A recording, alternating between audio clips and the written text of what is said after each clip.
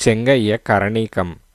రంగాపురం కరణం వయస్సు పైబడిన కారణంగా తన పదవిని తన కొడుకు చెంగయ్యకు అప్పజెప్పాడు.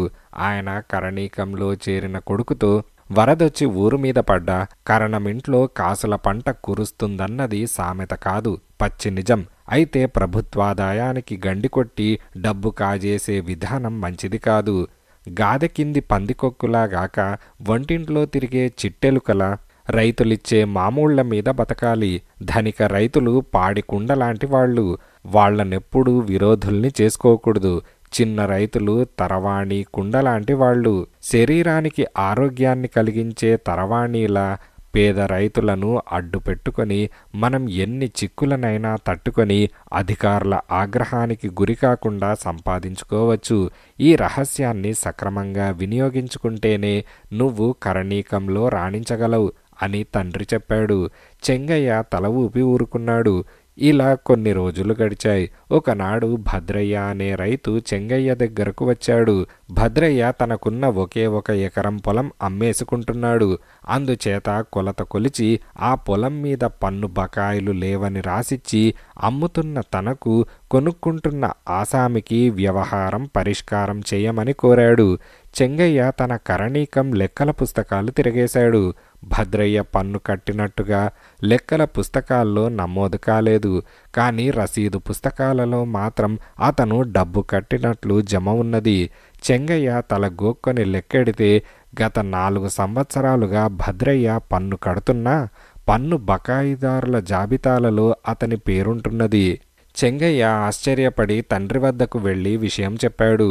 ముసలి కరణం ఆగకుండా నవ్వి, కరణీకమంటే ఇదే, భద్రయ్యే కాదు ఇంకా చాలామంది సన్నకారు రైతులు బాకీదారుల జాబితాలలో ఉన్నారు.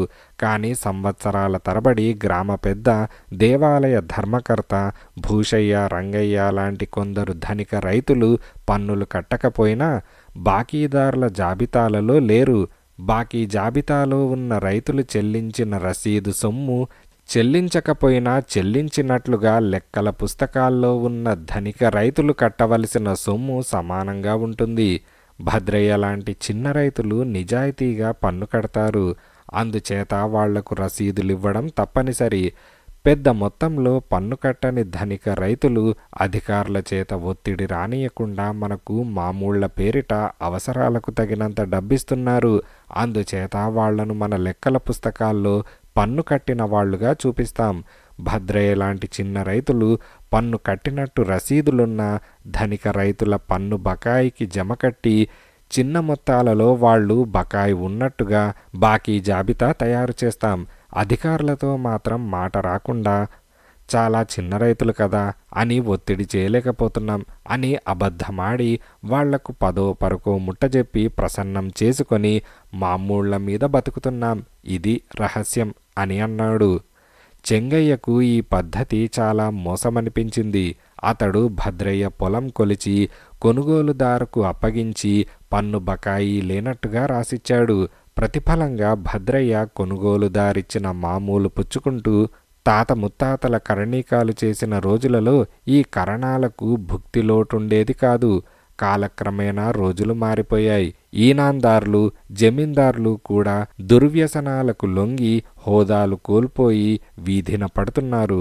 మాకు కూడా సరైన జీతభత్యాలుంటే మీలాంటి బక్క రైతుల దగ్గర మామూళ్లకు చేయి చాచకపోదును అంటూ నొచ్చుకున్నాడు. భద్రయ్య, కొనుగోలుదారు చెంగయ్యకు దండం పెట్టి వెళ్ళిపోయారు. ఆనాటి నుంచి బాకీ జాబితాలలో భద్రయ్య పేరుకు బదులు కొత్త రైతు రామయ్య పేరును చెంగయ్య రాసుకోవడం మొదలుపెట్టాడు. ఇలా 2-3 సంవత్సరాలు గడిచాయి. చెంగయ్య తండ్రి చెప్పిన విధంగానే కరణీకం లెక్కలు రాస్తూ ఏ లోటు లేకుండా జీవితం గడిపేస్తున్నాడు. ఇదిలా ఉండగా హఠాత్తుగా ముసలి కరణం కాలం చేశాడు. చెంగయ్య తండ్రికి శ్రద్ధావిధి యథావిధిగా జరిపించి అస్థికల నిమజ్జనం కోసం కాశీ వెళ్ళాడు. ఈ కారణం చేత పై అధికారుల ఒత్తిడికి లొంగి కరణీకం బాధ్యతలను తన దాయాదులకి ఒప్పజెప్పవలసి వచ్చింది. చెంగయ్య దాయాది బుచ్చన్న దుర్మార్గుడు. తనకు తాత్కాలికంగా వచ్చిన కరణీకాన్ని శాశ్వతం చేసుకోవాలనుకున్నాడు. అతడు గ్రామంలోని పెద్ద రైతులను కలుసుకొని కరణీకం లెక్కల్లోని రహస్యం చెప్పి మా లెక్కల ప్రకారం మీరెవరూ పన్ను కట్టనవసరం లేదు.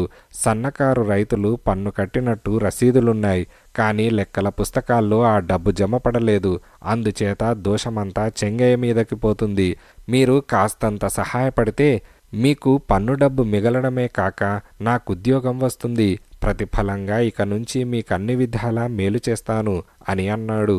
ఇందుకు రైతుల్లో ఎక్కువ మంది సరేనన్నారు. నెల రోజుల తర్వాత చెంగయ్య కాశీ నుంచి తిరిగి వచ్చేసరికి గ్రామమంతా హడావిడిగా ఉన్నది. పన్ను కట్టిన రైతులందరూ తమ తమ రసీదులతో వచ్చి పన్ను కట్టినట్టు నిర్ధారించుకోకపోతే పొలాలు జప్తు చేయబడతాయి అని బుచ్చన్న దండోరా వేయించాడు. ఇది విని చాలామంది రైతులు తాము పన్ను కట్టిన జాబితాలలో లేమని తెలిసి మండిపడి చెంగయ్యను నిలదీశారు. చెంగయ్య అప్పటికి వాళ్లను సమాధానపరిచి పెద్ద రైతులను విడిగా రహస్యంగా కలుసుకొని, అయ్యా, పిల్లకాకికేం తెలుసు ఉండేలు దెబ్బ అన్నట్టు ఎవడో సత్రకాయగాడు చెప్పిన మాటలు పట్టుకొని పన్ను కట్టిన జాబితాలలో ఉన్నామని సంతోషపడకండి. ఈ మధ్య వచ్చిన తుఫానుకు ముందు మీరంతా చెరుకు తోటలు వేశారు, కానీ మీరు నా చేత అరటి తోటలు వేసినట్టుగా రాయించుకొని పన్ను మినహాయింపై కాక అధికారుల నుంచి ఆర్థిక సహాయం కూడా పొందారు. నేను ఆ అసలు లెక్కలు బయట పెడితే నా ఉద్యోగం పోయినా పర్వాలేదు, కానీ మీరంతా పెద్ద చిక్కుల్లో పడిపోతారు. మీకు ధనహానితో పాటు తప్పక గౌరవహాని కూడా కలుగుతుంది. ఆ తర్వాత మీ ఇష్టం అని అన్నాడు. కరణం లెక్కల జోలికి వెళ్లడమంటే కొరివితో తలగొక్కోవడం లాంటిదని గ్రహించి పెద్ద రైతులు గ్రామస్తులందరినీ ఒకచోట సమావేశపరిచి కరణం నిజాయితీని ఆకాశానికెత్తేశారు. ఈ విధంగా చెంగయ్య గండం గడిచి బయటపడిన తప్పుడు లెక్కలు తెచ్చే ప్రమాదాన్ని గుర్తించి ఆనాటి నుంచి చిన్న పెద్ద రైతులందరి పన్ను లెక్కలు నిజాయితీగా రాస్తూ గ్రామంలో మంచివాడన్న పేరు తెచ్చుకున్నాడు.